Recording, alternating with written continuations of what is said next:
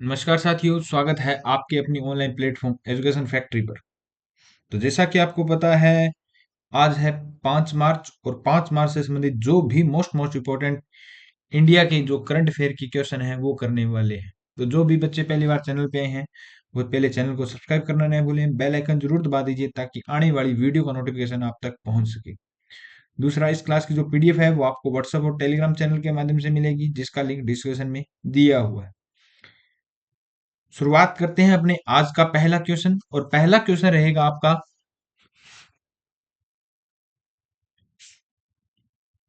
कि heart lamp पुस्तक के लेखक कौन है। हार्ट लैम्प पुस्तक के लेखक कौन है? बानू मुश्ताक, सीवेश मिश्रा, दीपा कर्माकर और गुलजार। तो बानू मुश्ताक हार्ट लैम्प पुस्तक के क्या है? लेखक है। याद रखना, दीपा कर्माकर के बारे में याद रखना कि ये एक एथलेटिक्स, ये जिम्नास्टिक की क्या है, अपने भारतीय क्या है, खिलाड़ी है। क्या है? खिलाड़ी।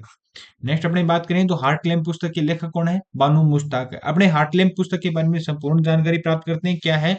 तो यह बुक जो याद रखना कि अंतरराष्ट्रीय बुकर पुरस्कार 2025 की लंबी सूची, 2025 की लंबी सूची में कन्नड़ लेखिका बानू मुश्ताक की लघु कथा संग्रह हार्ट लैम्प शामिल है, जिसका अंग्रेजी अनुवाद दीपा बस्ती। किसने किया है? अंग्रेजी अनुवाद दीपा बस्ती ने किया है। और बानू मुश्ताक दलित मुस्लिम महिलाओं के अधिकारों के समर्थक है, और इन्होंने कर्नाटक साहित्य अकादमी तब दाना चिंतामणि अतिबे पुरस्कार भी मिल चुके हैं। याद रखना कि जो बानू मुश्ताक है, ये इनकी जो लघु कथा है इसका नाम क्या है? हार्ट लैम्प है, जिसका अंग्रेजी अनुवाद किसने किया? दीपा बस्ती ने किया। किसने किया? दीपा बस्ती ने किया है। और ये क्या है? एक मुस्लिम महिला है, और कर्नाटक साहित्य व दाना चिंतामणि अतिबे पुरस्कार भी इनको मिल चुका है। ये है अपने बानू मुश्ताक जी, जो कन्नड़ लेखिका है। ये याद रखना, इन्हें 2025 का अंतरराष्ट्रीय बुकर पुरस्कार मिल चुका है, और इनकी पुस्तक का नाम क्या है? हार्ट लैम्प है। क्या नाम है? हार्ट लैम्प है। ये मुख्य मुख्य रहेगा आपके लिए क्वेश्चन। चलते हैं नेक्स्ट क्वेश्चन की ओर। नेक्स्ट क्वेश्चन है कि पीएम मोदी ने वतारा एनिमल रेस्क्यू सेंटर का उद्घाटन किस राज्य में किया है?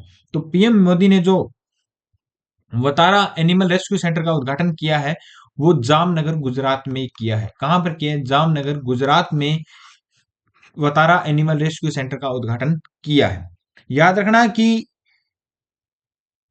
जामनगर में स्थित दुनिया के सबसे बड़े वन्यजीव वतारा का उद्घाटन किया है, जिसमें रिलायंस इंडस्ट्री द्वारा स्थापित, जो रिलायंस इंडस्ट्री द्वारा स्थापित रिफाइनरी में क्या 3500 एकड़ में फैला हुआ है। कितने एकड़ में फैला हुआ है? 3500 एकड़ में फैला हुआ है, जिसका उद्घाटन किसने किया है? प्रधानमंत्री नरेंद्र मोदी ने किया। इसके बारे में अपन बात करते हैं। तो प्रधानमंत्री नरेंद्र मोदी ने हाल ही में गुजरात के जामनगर में स्थित सबसे बड़े वन्य जीव बचाओ, पुनर्वास व संरक्षण केंद्र वतारा का उद्घाटन किया है। रिलायंस इंडस्ट्रीज लिमिटेड और रिलायंस फाउंडेशन द्वारा स्थापित यह आधुनिक अत्याधुनिक सुविधा रिलायंस जामनगर रिफाइनरी कॉम्प्लेक्स के भीतर 3500 एकड़ में फैली हुई है। कितने एकड़ में फैली हुई है? 3500 एकड़ में। और वतारा में 2000 से अधिक प्रजातियों के 1.5 लाख से अधिक बचाए गए जानवर भी रहते हैं भी। मुख्य मुख्य ये बातें ये याद रखना कि वतारा जो पुनर्वास या संरक्षण केंद्र है ये किस राज्य में स्थित है? तो याद रखना, गुजरात में स्थित है। ये मुख्य याद रखना, जामनगर गुजरात में स्थित है। चलते हैं नेक्स्ट क्वेश्चन की ओर। नेक्स्ट क्वेश्चन है कि हाल ही में पहली डॉल्फिन गणना के अनुसार सर्वाधिक डॉल्फिन की संख्या वाला राज्य कौन सा है? तो भारत में सर्वाधिक जो डॉल्फिन वाला सबसे राज्य कौन सा है? तो यूपी है। कौन सा है? यूपी है। लगभग अपने बात करें तो 6327, कितनी? 6327 डॉल्फिन मिलने का जो क्या है अनुमान, जो अभी अभी जो डॉल्फिन मिली है वो लगभग क्या है, कहा जा रहा है कि 6327 डॉल्फिन यहां पर मिली है। और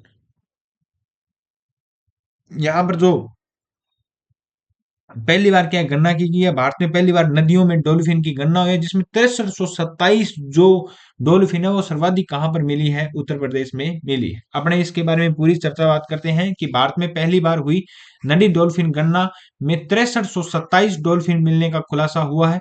उत्तर प्रदेश में सबसे अधिक डॉल्फिन पाई गई है। प्रधानमंत्री मोदी ने डॉल्फिन संरक्षण व वन्य जीव सुरक्षा को लेकर कई नदी योजनाओं की घोषणा की। भारत में कुल 6327 नदी डॉल्फिन पाई जाती है। कितनी? 6327 नदी डॉल्फिन पाई जाती है। और सबसे अधिक कहां पर है? तो उत्तर प्रदेश में मिलती है, जो सबसे ज्यादा क्या है कि पूरे भारत में याद रखना 6327 है। कितनी है? 6327, ये याद रखना। चलते हैं नेक्स्ट क्वेश्चन की ओर। नेक्स्ट है कि भारत के पहले विश्व शांति केंद्र का उद्घाटन किसने किया है? भारत के पहले विश्व शांति केंद्र का उद्घाटन किसने किया है? तो याद रखना, शांति कौन रखते हैं? राष्ट्रपति रखते हैं। तो पूर्व राष्ट्रपति रामनाथ कोविंद ने इसका क्या किया है? उद्घाटन किया है। किसने किया? पूर्व राष्ट्रपति रामनाथ कोविंद ने इसका उद्घाटन किया है। और किया कहां पर है? तो गुरुग्राम में। कहां पर? गुड़गांव या गुरुग्राम में इसका क्या किया है? उद्घाटन किया है। भारत का पहला विश्व शांति केंद्र का उद्घाटन किया है। चलते हैं नेक्स्ट क्वेश्चन की ओर। और उससे पहले अपनी जानकारी प्राप्त करते हैं कि पूर्व राष्ट्रपति रामनाथ कोविंद ने गुरुग्राम के सेक्टर 39 में भारत के पहले विश्व शांति केंद्र का उद्घाटन किया है, जिसे जैन आचार्य लोकेश मुनि के नेतृत्व और अहिंसा विश्व भारती के प्रयासों से स्थापित किया गया है। लोकेश मुनि का नाम याद रखना कि जैन आचार्य लोकेश मुनि के नेतृत्व और अहिंसा विश्व के प्रयासों से किया गया है।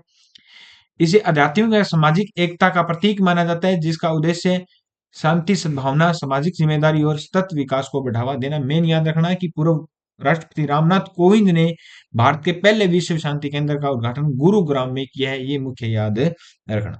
चलते हैं नेक्स्ट क्वेश्चन की ओर। नेक्स्ट क्वेश्चन है कि खेलो इंडिया विंटर गेम्स, याद रखना, विंटर गेम्स 2025 के दूसरे फेज का आयोजन कहां पर किया जा रहा है? तो इसका उद्घाटन किया जा रहा है अपने गुलमर्ग जम्मू कश्मीर में। कहां पर? गुलमर्ग जम्मू कश्मीर में इसका आयोजन किया जा रहा है। याद रखना कि जम्मू कश्मीर में गुलमर्ग में ही क्या है कि खेलो इंडिया विंटर गेम्स होते हैं, और जिसका आयोजन कब से कब होगा? तो याद रखना 9 से 12 मार्च। कब से? 9 से 12 मार्च तक इसका आयोजन किया जाएगा, और ये याद रखना दूसरा संस्करण है। और इससे पहले जो आयोजन किया गया था, याद रखना, गुलमर्ग में ही किया गया था, और वो कब किया गया था? 22 से 25 फरवरी। 22 से 25 फरवरी के मध्य गुलमर्ग में ही निर्धारित किया गया था, लेकिन अपर्याप्त बर्फबारी के कारण ये क्या है कि हुआ नहीं। और अब इसका जो आयोजन होगा वो 9 से 12 मार्च को होगा भाई। पहले 22 से 25 फरवरी के मध्य होना था, लेकिन अब बर्फबारी ज्यादा होने के कारण ये गेम्स नहीं हो पाए, और अब 9 से 12 फरवरी को इसका आयोजन किया जाएगा। चलते हैं इसके बारे में पूरी जानकारी प्राप्त करते हैं कि जम्मू कश्मीर का प्रसिद्ध स्की रिजोर्ट गुलमर्ग 9 से 12 मार्च तक खेलो इंडिया विंटर गेम्स 2025 के दूसरे फेज की मेजबानी करने के लिए तैयार है, और यह आयोजन 22 से 25 फरवरी को निर्धारित किया गया था, लेकिन अपर्याप्त बर्फबारी के कारण इसे स्थगित कर दिया गया था। हालांकि हाल ही में हुई बर्फबारी ने शीतकालीन खेलों के लिए आदर्श परिस्थिति में बदल दिया गया है। मुख्य याद रखना कि 9 से 12 मार्च को गुलमर्ग में दूसरे फेज का जो विंटर गेम्स का आयोजन किया जा रहा है। मुख्य ये बात याद रखना। चलते हैं नेक्स्ट क्वेश्चन की ओर। आज का यही क्वेश्चन रहेगा कि हाल ही में ब्लू ओरिजिन की NS-13 उड़ान के चालक दल में शामिल होने वाले दूसरे भारतीय मूल के अंतरिक्ष यात्री कौन है? तो तुषार मेहता है। कौन है? तुषार मेहता दूसरे भारतीय मूल के अंतरिक्ष यात्री है भी। याद रखना कि NS-30 के रूप में जाने वाला कि ब्लू ओरिजिन अगला सोर्टिबल स्पेस टूरिज्म मिशन एक अज्ञात तिथि पर होने के लिए तैयार है, और यह कंपनी के नए शेपर्ड रॉकेट के इसके 10वें क्रू मिशन का 30वां लॉन्च होगा। कौन सा होगा? कि शेपर्ड रॉकेट के 10वें जो क्रू मिशन का 30वां लॉन्च होगा। कौन सा? तो NS-30 30वां लॉन्च होगा, जिसका 10वें क्रू का, ये याद रखना। चलते हैं कि NS-30 के रूप में जाने जाने वाला ब्लू ओरिजिन द्वारा अगला sub orbital space tourism mission एक अज्ञात तिथि पर होने के लिए तैयार है, और यह कंपनी के नए शेफर्ड रॉकेट में और 10वें क्रू मिशन का 30वां लॉन्च, कौन सा? 30वां लॉन्च होगा। उड़ान ब्लू ओरिजिन वेस्ट टेक्सास सुविधा से दूर जाएगी, और 6 व्यक्तियों को संक्षिप्त यात्रा तक सब ऑर्बिटल स्पेस तक ले जाएगी। सब ऑर्बिटल स्पेस तक ले जाएगी। तो मुख्य नाम याद रखना कि अपने भारतीय मूल के जो कौन है इसमें अंतरिक्ष यात्री कौन है? तो तुषार मेहता है। बस इनका नाम जरूर याद रखना कि जो ब्लू ओरिजिन NS-30 उड़ान भरेगा, इसमें चालक दल में 6 व्यक्ति हैं, और 6 में से एक भारतीय मूल के तुषार मेहता है। नेक्स्ट है कि हाल ही में एक निजी कंपनी द्वारा चंद्रमा पर ब्लू घोस्ट नामक लैंडर उतारा गया। यह किस देश की कंपनी है? तो चंद्रमा पर ब्लू घोस्ट उतारा गया, ये किस देश की कंपनी है? तो अमेरिका की कंपनी है। कहां की कंपनी है? अमेरिका की कंपनी है, ये याद रखना भी।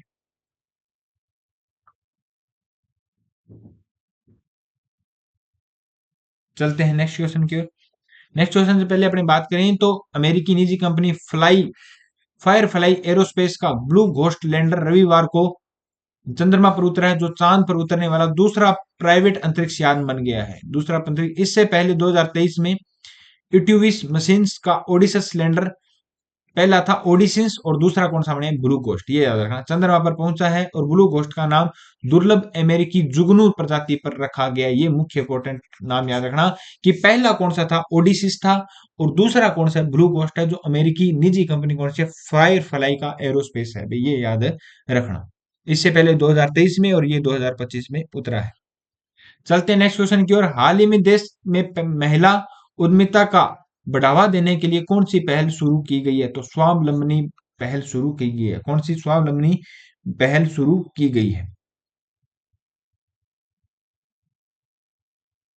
हाल ही में केंद्रीय कौशल विकास उद्यमिता मंत्री ने नीति आयोग के सहयोग से स्वावलंबनी कार्यक्रम प्रारंभ किया, जिसका उद्देश्य देश के उच्च शिक्षा संस्थानों में छात्राओं को संरचित सहायता प्रदान करना। इसका क्या है, मुख्य उद्देश्य रहेगा। ये था मोस्ट इंपोर्टेंट अपने लिए आज का क्वेश्चन। चलते हैं नेक्स्ट क्वेश्चन की ओर। नेक्स्ट क्वेश्चन है कि हाल ही में रहे राय शेरू और अर्फ्रेंड का संबंध किससे है? मोस्ट मोस्ट इंपोर्टेंट क्वेश्चन है। तो किससे संबंध है, याद रखना कि अंतरिक्ष में खोजे गए तारे, नहीं खोजी गई जिले, उष्ण कटिबंधीय चक्रवात से इनका क्या है, संबंध है। तो राय शेरू अल्फ्रेंड किसका नाम है, चक्रवात का नाम है। और ये याद रखना कि वर्तमान में ऑस्ट्रेलिया के पूर्वी तट पर, कहां पर, ऑस्ट्रेलिया के पूर्वी तट पर, ऑस्ट्रेलिया के पूर्वी तट पे घूम रहे, ऑस्ट्रेलिया के पूर्वी तट पर है ये।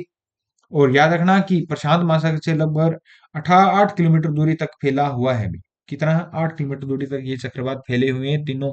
तो याद रखना कि राइस शेरू अल्फ्रेंड नामक चक्रवात 5 दिनों के अंतराल में विकसित हुए हैं और वे वर्तमान में ऑस्ट्रेलिया के पूर्वी तट के जल में घूम रहे हैं तथा प्रशांत महासागर के लगभग 8,000 किलोमीटर तक फैले हुए हैं। कितने किलोमीटर फैले हुए हैं, 8,000 किलोमीटर तक फैले हुए हैं। नेक्स्ट क्वेश्चन की ओर बात करते हैं। नेक्स्ट क्वेश्चन है कि हाल ही में श्रीलंका में एक चमगादड़ की नई प्रजाति का पता लगाया गया, वह प्रजाति कौन सी है? तो सीधी सी नाम है कि श्रीलंका एसिस हिपोसाइडेरोस,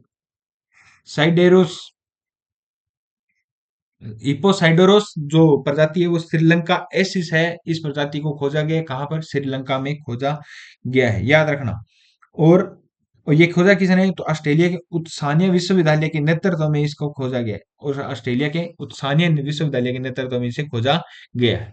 तो बात करते हैं इसकी। ऑस्ट्रेलिया के उत्सानिया विश्वविद्यालय के नेतृत्व में एक अंतरराष्ट्रीय टीम ने श्रीलंका में चमगादड़ की एक नई प्रजाति की पहचान की, जिसका नाम क्या है, हिपोसाइडेरोस श्रीलंका एसिस रखा गया है। यह खोज अंतरराष्ट्रीय वर्गीकरण पत्रिका जुटेक्स में प्रकाशित हुई है और नई प्रजाति की पहचान फील्ड स्टडी रूपात्मक व जेनेटिक विश्लेषण के जरिए की गई है। इसकी विशेषता है कि चौड़ी नाक, विशिष्ट आकार के कान और कपालीय संरचना है। ये देखो, ये चमगादड़ है।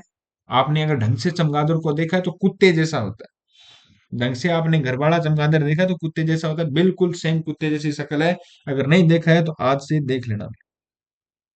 चलते हैं कि हाल ही में तीसरा रणजी खिताब किसने जीता है, तो विदर्भ ने जीता है। किसने जीता है, हाल ही में तीसरा रणजी खिताब किसने जीता है, विदर्भ ने जीता है। और किसको हराकर, केरल को हराकर रणजी जीता है। याद रखना कि विदर्भ ने 5वें और आखिरी दिन केरल को पहली पारी में बढ़त के दौरान हराया था। ये याद है रखना भी।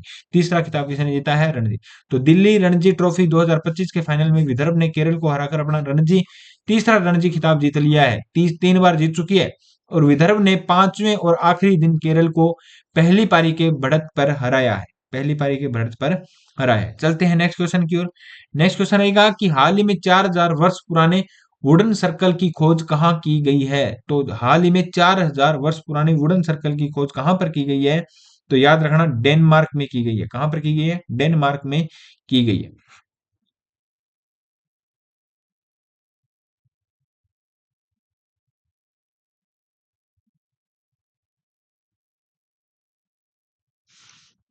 इसके बारे में अपनी बात करें तो डेनमार्क में पुरातत्व द्वारा इंग्लैंड के स्टोन हेज 3100 से 1600 ईसा पूर्व जैसे दिखने वाले 4,000 पुराने नियोलिथिक वुडन सर्कल की खोज की गई है। नियोलिथिक वुडन सर्कल की खोज की गई है। ये देखो कहां पर की गई है, डेनमार्क में की गई है। ये याद है रखना। नेक्स्ट क्वेश्चन है कि हाल ही में केंद्रीय भंडारण निगम ने अपना कौन सा स्थापना दिवस मनाया है? कौन सा स्थापना दिवस मनाया है? तो 69वां स्थापना दिवस है मनाया है। और कहां पर बनाया? नई दिल्ली में। कहां पर बनाया गया है? नई दिल्ली में अपना 69वां स्थापना दिवस है मनाया है। और इसमें अपने बात करें तो केंद्रीय खाद्य मंत्री कौन है अपने भारत के? तो केंद्रीय खाद्य मंत्री याद रखना प्रहलाद जोशी है। कौन है केंद्रीय खाद्य मंत्री? कौन है? प्रहलाद जोशी। प्रहलाद जोशी। चलते हैं अपने इसके बारे में पूरी बात।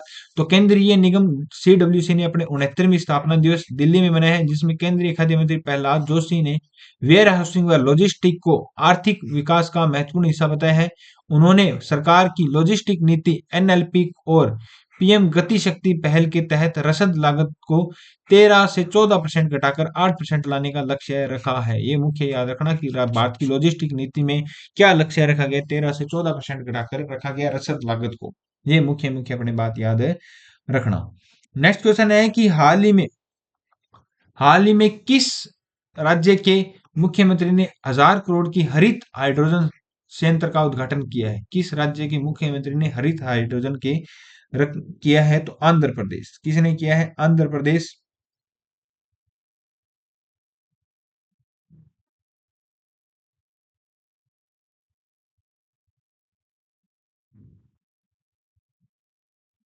आंध्र प्रदेश के मुख्यमंत्री ने हाल ही में 1000 करोड़ की हरित हाइड्रोजन का किया है कि संयंत्र का उद्घाटन किया है। याद रखना आंध्र प्रदेश के जो मुख्यमंत्री वो कौन है? तो चंद्रबाबू नायडू है। कौन है? चंद्रबाबू नायडू। और चंद्रबाबू नायडू ने 1000 करोड़ हरित हाइड्रोजन संयंत्र का क्या किया? उद्घाटन किया है। चलते हैं इसके बारे में पूरी बात करते हैं। तो प्रधानमंत्री नरेंद्र मोदी ने 8 जनवरी 2025 को आंध्र प्रदेश में विशाखापट्टनम के पास पुदम पुदिमदका में राष्ट्रीय हाइड्रोजन मिशन के तहत पहली ग्रीन हाइड्रोजन व हब परियोजना की आधारशिला रखी है। विशाखापट्टनम पर दौरे पर आए प्रधानमंत्री ने राज्य में 2 लाख करोड़ रुपए से अधिक विभिन्न परियोजनाओं की आधारशिला भी रखी है। इस अवसर पर आंध्र प्रदेश के मुख्य चंद्रबाबू नायडू भी मौजूद थे। ये क्या है कि पहली पीएम मोदी ने आंध्र प्रदेश में पहले ग्रीन हब की आधारशिला रखी है। ये याद रखना। आज का अंतिम क्वेश्चन है कि हाल ही में रक्षा लेखा महानियंत्रक का पदभार किसने संभाला है? तो किसने संभाला है? अपने याद रखना। तो मयंक शर्मा ने। किसने संभाला है? मयंक शर्मा ने हाल ही में सीजीडीए का महानियंत्रक का पदभार क्या है? संभाला है। तो आपको बताना है कि हाल ही में वर्तमान में सीएजी कौन है? कैग कौन है? नियंत्रक में महालेखा परीक्षक वर्तमान में कौन है? ये आपको आंसर कमेंट में जरूर बताना है। चलते हैं इसके क्वेश्चन की ओर। तो मयंक शर्मा ने हाल ही में रक्षा महानियंत्रक का पदभार संभाला है। वह रक्षा लेखा सेवा आईडीएस 1989 के बैच के अधिकारी हैं और लेख विभाग समेत कई महत्वपूर्ण सरकारी पदों पर कार्य अनुभव है। तो डॉक्टर शर्मा ने अंतर्राष्ट्रीय भ्रष्टाचार निरोधक आदमी व वियतना की राज नाइक अकादमी में भी भारत का प्रतिनिधित्व किया है। मेन याद रखना कि सीजीडीए कौन है? तो मयंक शर्मा है। और कमेंट में बताना है कि वर्तमान में कैग कौन है। ये थे आज के अपने मोस्ट इंपोर्टेंट। अपने कल वाले क्वेश्चन की अपनी चर्चा करते हैं। कल थे क्वेश्चन की गिलोय और किस नाम से जाना जाता है? तो अमृत वेल या गुडुची के नाम से जाना जाता है। नेक्स्ट अपने बात करें तो केंद्रीय पंचायत राज्य मंत्री कौन है? राजीव रंजन है। वर्तमान में केंद्रीय पंचायती राज मंत्री कौन है? राजीव रंजन। नेक्स्ट है कि डेजर्ट हंट 2025 का अभ्यास आयोजन कहाँ किया गया? तो वायुसेना स्टेशन जोधपुर में किया गया। तीनों सेनाओं के द्वारा किया गया। नेक्स्ट था कि विश्व बैंक के अनुसार 2047 तक विकसित देश का दर्जा हासिल करने के लिए भारतीय अर्थव्यवस्था विकास दर क्या होनी चाहिए? तो 7.8% होनी चाहिए। नेक्स्ट है कि यूरोपीय संघ में कितने सदस्य? 27 यूरोपीय देश है। कितने देश सदस्य हैं? 27 यूरोपीय देश है। नेक्स्ट अपने बात करें तो एशियाई विकास बैंक के 11वें अध्यक्ष कौन बने हैं? तो मसातो कांडा बने हैं। और नेक्स्ट है कि विश्व वन्य जीव दिवस 2025 की थीम क्या है? तो वन्य जीव संरक्षण विद लोगों और ग्रह में निवेश। ये क्या है? इसकी थीम है। नेक्स्ट अपने बात करें तो Bharatendu Harishchandra life time achievement award से किसे सम्मानित किया गया? तो काशीनाथ सिंह को सम्मानित किया गया था। हाल नेक्स्ट क्वेश्चन है कि हाल ही में चर्चा में रही इडुक्की वन्य जीव अभयारण्य किस राज्य में स्थित है? मोस्ट इंपोर्टेंट क्वेश्चन रहने वाला है। तो इडुक्की केरल में। इडुक्की इडुक्की इडुक्की की है तो केरल से याद रखना। नेक्स्ट है कि हाल ही में भारत का दौरा करने वाली अर्सुला वॉन डेर लेन कौन है? तो यूरोपीय आयोग की अध्यक्षता जर्मनी की नागरिक है। कौन है? यूरोपीय आयोग की अध्यक्ष और जर्मनी की एक नागरिक है। आज के लिए आपका मोस्ट इंपोर्टेंट क्वेश्चन आने वाला है कि राष्ट्रपति पद अधिकतम कितने महीने तक रिक्त रह सकता है? ये आपके लिए क्या रहेगा? मोस्ट इंपोर्टेंट क्वेश्चन है रहेगा। ये थी आपकी इंडिया जीके की मोस्ट इंपोर्टेंट क्लास। अगर क्लास में मजा आया तो ज्यादा से ज्यादा वीडियो को शेयर कीजिए, चैनल को सब्सक्राइब कीजिए। मिलते हैं नेक्स्ट वीडियो में। जय हिंद, जय भारत।